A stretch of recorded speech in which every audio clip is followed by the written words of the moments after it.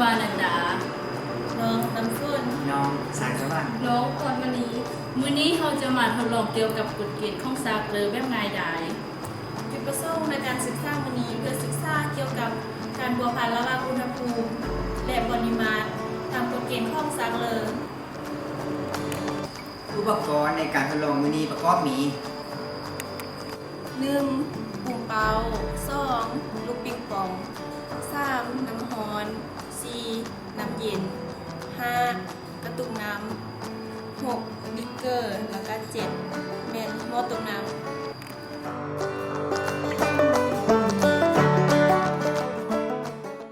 ขั้นตอนการทดลองมีดังนี้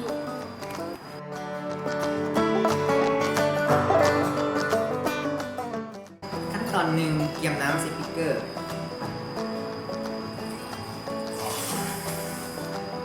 แล้วนำไปต้ม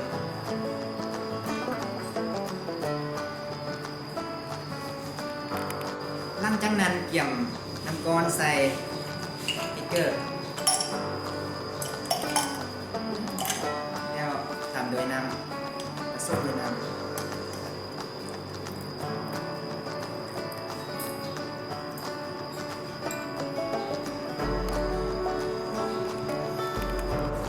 ในขณะที่เราหาน้ำฮอนเรามาติดตั้งเป่าเข้ากับปลั๊กตู้น้ำดื่ม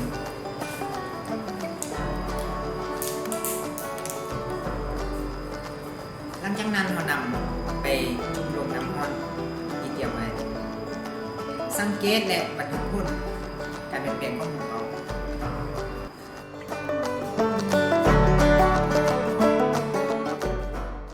จากนั้นนำไปจุ่มใส่น้ำเย็นสังเกตและบันทึกผลการเปลี่ยนแปลงของเรา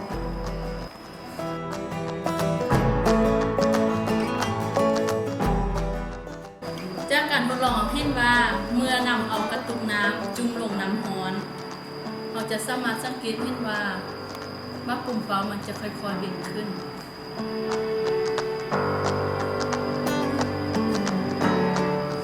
เมื่อเรานำเอากระตุกน้ำไปจุ่มลงใส่น้ำเย็นเราจะเห็นว่ามันแวบลงคำถามเป็นอย่างเวลาเราเอากระตุกน้ำที่ติดกับปุ่มเป่าไปจุ่มลงน้ำร้อนปุ่มเป่ามันจึงเบ่งขึ้นเมื่อเราเอาไปจุ่มลงน้ำเย็นปุ่มเป่ามันจึงแวบลง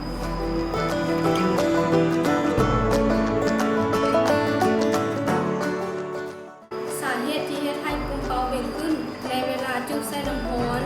เพราะว่าอุณหภูมิในระบบเพิ่มขึ้นและเฮ็ดให้โมเลกุลของแก๊สขยายตัวและเคลื่อนที่ไวขึ้นเป็นผลเฮ็ดให้ปริมาตรของแก๊ส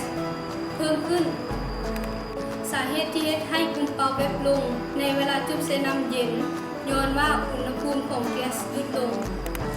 เฮ็ดให้โมเลกุลของแก๊สหดตัวเข้าและเคลื่อนที่ช้าลงดังนั้นจึงเฮ็ดให้ปริมาตรของแก๊สลดลง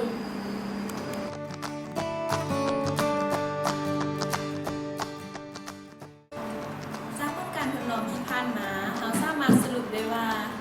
เมื่ออุณหภูมิของแก๊สเพิ่มขึ้นปริมาตรก็จะเพิ่มขึ้นแต่ตรงกันข้ามถ้าอุณหภูมิของแก๊สลดลงปริมาตรของแก๊สก็จะลดลงซึ่งผลการทดลองนี้เป็นไปตามกฎเกณฑ์ของซากเลอร์ที่ว่าเมื่อมวลสารและความดันของแก๊สคงที่ปริมาตรของแก๊สจะเป็นอัตราส่วนผูกพันกลมกับอุณหภูมิ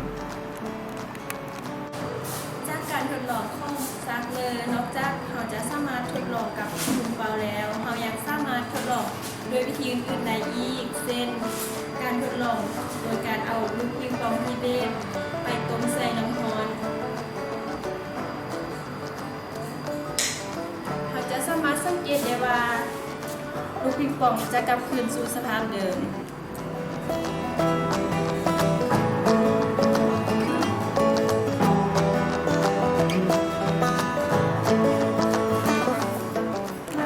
การทดลองของเราบ่ได้ทั้งสุดลงแล้ว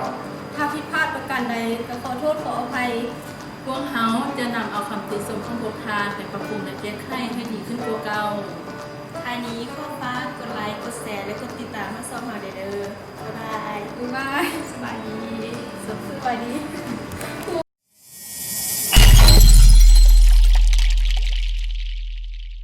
สาเหตุที่เฮ็ดให้ปุ่มเป่าเบ่งขึ้น